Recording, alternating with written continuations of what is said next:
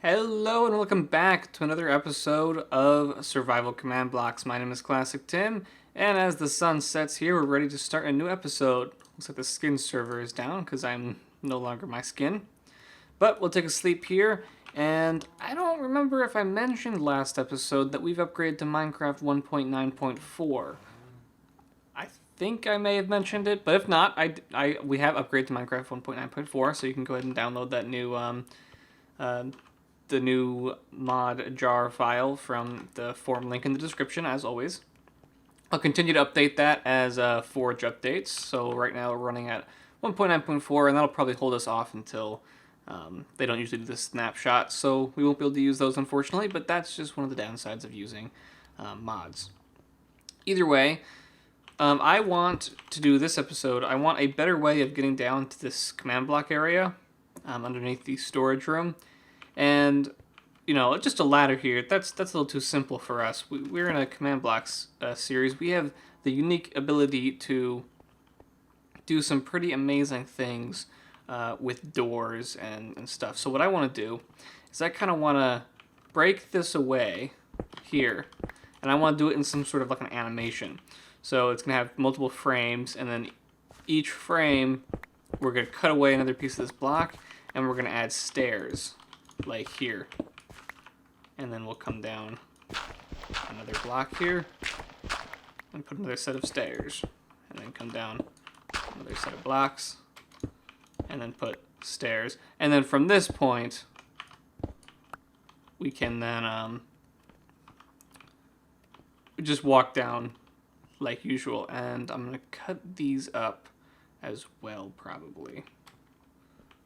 Let's see, because this would usually be here. So probably what I'll do is I'll bring this up and over so it's sitting here when the staircase is open, kind of like a trapdoor kind of thing. And you can walk down here, and then from then we'll just do a ladder further down. And I might go ahead and move all these command blocks over one. I will probably just use the clone command. Let me know if you guys think that would be cheating if I just moved all these command blocks over one, just so that way it's centered, because I didn't really center it here. And now that I'm bringing the staircase down, that's kind of annoying. Okay, well, either way, let's go ahead and break these away.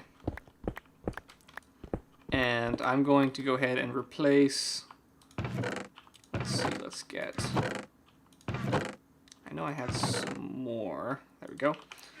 And I'm just going to go ahead and replace all of this with diorite, so that way just when we're moving around, this stuff isn't going to get in the way. It'll still look nice if we can see it at any point. And we'll put some around here as well.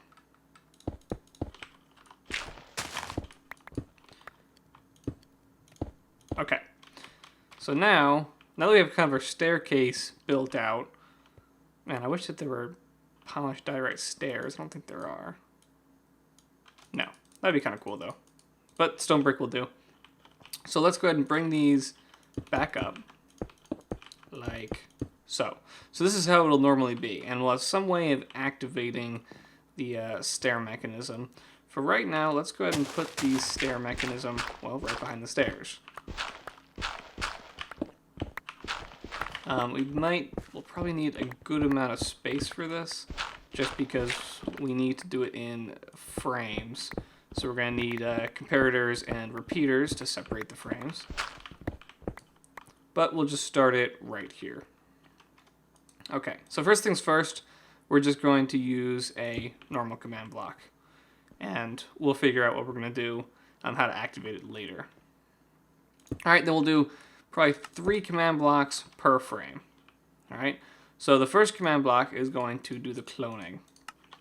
So let's get out of here. We have some ladders. It's not going to be enough to get me up, unfortunately.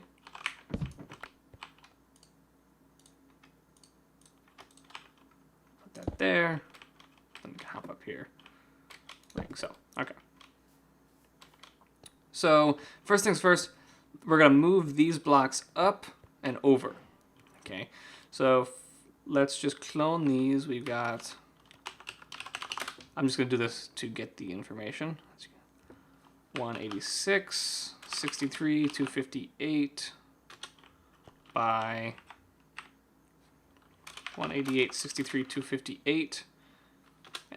And then we're just going to take that, copy it,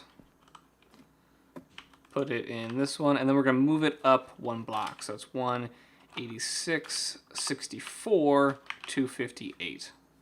Okay. And then what we're going to do is we're going to delete. So do this, but then fill this region with air blocks. So what that'll do is it'll move this section up and then delete what's currently there. So it'll effectively just move it. And then in this part, just to make it seem more realistic, we're going to do play sound block.piston.extend. And then we need to do a source for that, right? It would be source block and then do @p. Okay, so all that should work now. Whoop. Oh, that ladder didn't place. Weird. All right, and so let's go ahead and... So as you can see, we can hear the piston sound extend, and if we come up here, that has all been pushed up one. And then we're going to push it over one. Well, we might not actually need to. So let's just leave that there for now, and in the same frame, just to save some time, we can lower this area by one block. So let me get back up here. Break those just so they're out of the way. So yeah, we'll take these three and lower them just one block here. So this is 186 and 188 by 259. Let's see if I can remember that.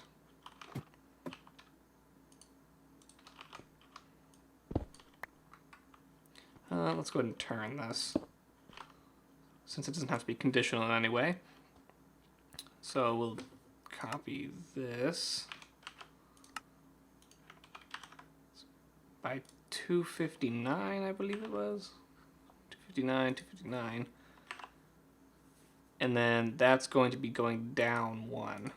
So hit 259, make this 63. Yes. Bring it back this way. Make sure the arrows are pointing in the right directions. And then fill in the region with air. These, replace that with air, and set that to fill. Done. Okay, so let's go ahead and reset this. We're going to need to also do some command blocks to reset this, obviously. So I believe this was like this. Or is it like this? Oh, I'm going to get that die right back. Let's get out of here. So yeah, this was here, and then this was here. Nope, not like that. This was here, and this was here, because it turns those. And then this was replaced, so we don't lose any. I'm gonna break those. Okay, so now let's do this. I wonder if there's an easy way we can activate this. We can actually see it happening. Probably not right now. I'll set that up in a second. Okay, so now that activates, and then one step, this goes up, that goes down. That should have gone down one. Doesn't look like it cloned it. Oh, you know what? I probably forgot to. This needs to be set to 60. Oh, I cloned it onto itself. This needs to be set to 62. Now it should work, right? Of course, I'm going to have to reset it. Okay, there we go. Now it did what I wanted. I just need to change that. So yeah, so this is the first frame, and the next frame will bring this one lower, and then one lower, and then one lower, and then probably only take a few frames. I'm going to go ahead and finish this up, and we can take a look at it. Okay, so I've worked on this a little bit more, and here's what I've come up with. See, so as you can see, it's just a little transition, little piston sounds play, and then there's a staircase coming down here, and we can move on our way. So I ended up doing something a little bit different than what I had originally planned for this, just because it was becoming too command block intensive. So instead of that, by just manually moving each individual block set for each frame, I just copied it down here. So let's break these. So you see this is the first frame of the animation where it's just, the floor. And then it comes down to the second frame. This comes up, that goes down. And then to the third frame, this goes down a little bit more. That gets replaced with stairs. Next frame, more stairs. That gets moved over. And then the final frame is just the stairs. So this is a lot easier because I only need to do a few command blocks per frame instead of the 6, 7, 8, depending on how many blocks I have to move at once. So yeah, this is much less command block intensive. It's just 3 command blocks, and then the last one is only 2. So now we need to reset it though. And by the way, in case you're wondering how I got that button to work, I just have a test 4 block and then the location of that button, stone button 13. And 13 is the identifier for a button on top of a block that is pressed down. So once that gets detected in this spot, it will start the animation going. And this does nothing. So now what we have to do is I have to put more command blocks on the other side that detects when this button is pressed. And then it'll do the same animation in reverse, and that's it. So it's really nice. All I have to do is put up the frames, and then I can just copy and duplicate the animation as much as I need to. And then also to change it, all I have to do is change the frame. So I'm going to go ahead and implement the reverse animation, and I'll be right back. Okay, so I've hooked it up in reverse now. So if I go ahead and click this, it opens. Click it again, it closes. And it's seemingly doing it by magic because there's no real pistons anywhere. But the sound, the piston sound does make it seem realistic. But nothing's connected to this button either, and it just works. So I decided to try something else down here. Let's take a sleep really quick so mobs don't spawn. Seems like I'm sleeping like every 2 minutes. But I decided to do something else on here. I said, well, you know what? Since I'm just duplicating the same frames over again, why don't I just do a line of redstone one way and then do a line of redstone the other way instead of having to duplicate all the command blocks, save some command blocks. But that really wasn't a good idea. So now I've just got these 2 sets that test for this button and test for this button, and then start the line of redstone. Unfortunately though, to get redstone this compact, this close together, it wasn't a very good idea the way I had this set up, because now, as you can probably tell, there's just a pile of redstone everywhere. So basically these are 2 lines of redstone, one going down and one going up. When we close it, the line goes up. When we open it, the line goes down. And it's really annoying to get the redstone to slide up and down. I really should have just used more command blocks and gotten rid of the redstone completely. It would have been more compact and not nearly as messy. But either way, it does work in the end. So next time I think I'm just going to go ahead and do a bunch of command blocks when I do this instead of just trying to do a line of redstone. But either way, the door works pretty cool. Just got to clean up down here a little bit. And yeah, I got to clean this up. See, even I don't like this, how it messes up. It won't actually interfere with these command blocks because these command blocks are going to be set to always active anyway, so the redstone doesn't actually affect these command blocks. So that's not a big deal when I close this up and get down here a little bit further. For now, we can just go ahead and hide it. So once this comes all the way down here, we won't even notice it. But we can clean up this area a little bit down here as well, and we have a nice little staircase to get in and out. Pretty cool.